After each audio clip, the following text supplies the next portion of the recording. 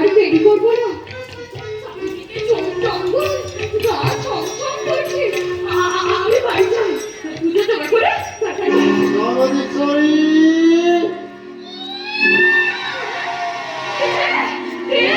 আমি মায়ের ডাকিনি যোগিনী।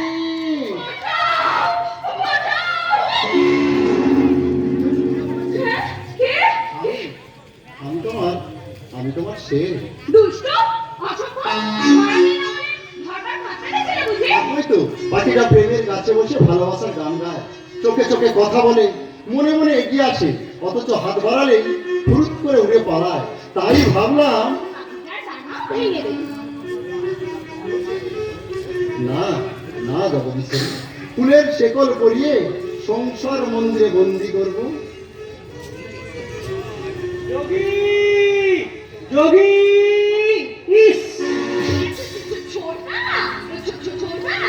তোমার কোনো রসবোধ নেই না, দিলে তো খেলাটা বন্ধ করে। খেলার মাঠ পরিষ্কার না করে খেলতে যাচ্ছ কেন? মাঠ পরিষ্কার কেমন পরিষ্কার দেখবো, তবে খেলায় মত দেবো। আমি তোর বড় ভাই, আমার দেখে তোর ভাই হচ্ছে না? আজ 1 বছরে বড় আছি, 2 দিন পরে 20 বছরে বড় হয়ে যাবো। বাবা উদাসী, দাদা শিল্প সাহিত্য নিয়ে মেতে আছে।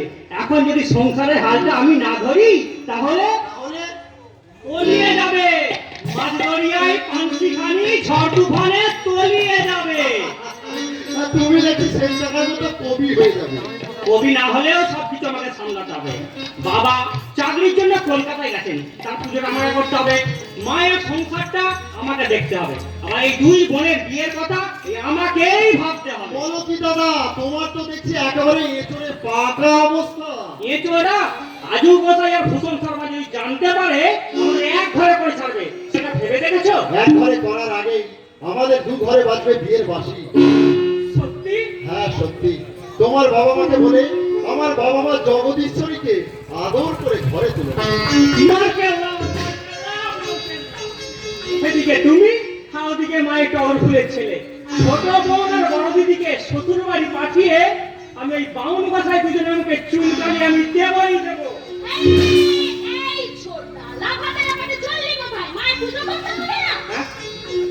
পুজো, হ্যাঁ ফুল বেলপাতা তুই তুলেছিস?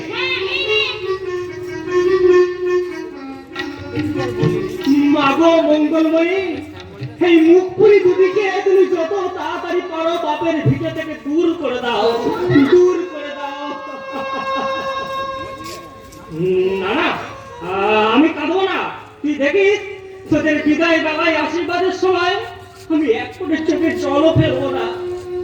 এই বাড়ি থেকে তাড়িয়ে দিয়ে আমি শুধু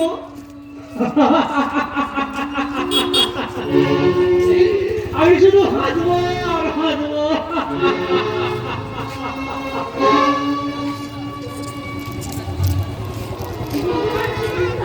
এত অল্প বয়সে ছোটরা এমন সাংসারিক হবে না কেন?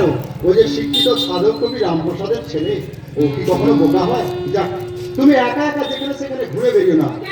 নবাব আলীবর্দী ও তার নাতি সিরাজদৌলার চেষ্টায় এদেশ থেকে মারাঠা বর্গী চলে গেছে ঠিকই, কিন্তু এখনো অনেক বাঙালি বর্গী এই বাংলার আনাচে কানাচে আজও ঘুরে বেড়াচ্ছে। সুযোগ পেলেই দেবে কেন?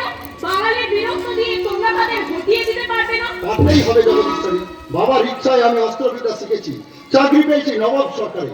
আমি এক হাতে অস্ত্র ধরে অন্যায়ের সাথে লড়াই করব, আর অন্য হাতে আমার মানুষকে কাছে টেনে নিয়ে বলবো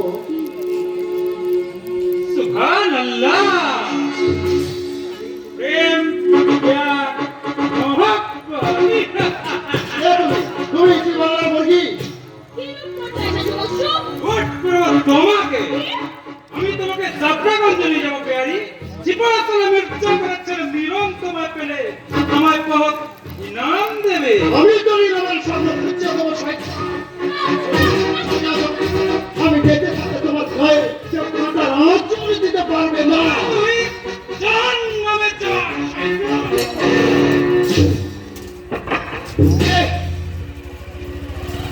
কে তুই হিম্মতওয়ালা? বাংলা বিহার উড়িষ্যার ভাবি নবাব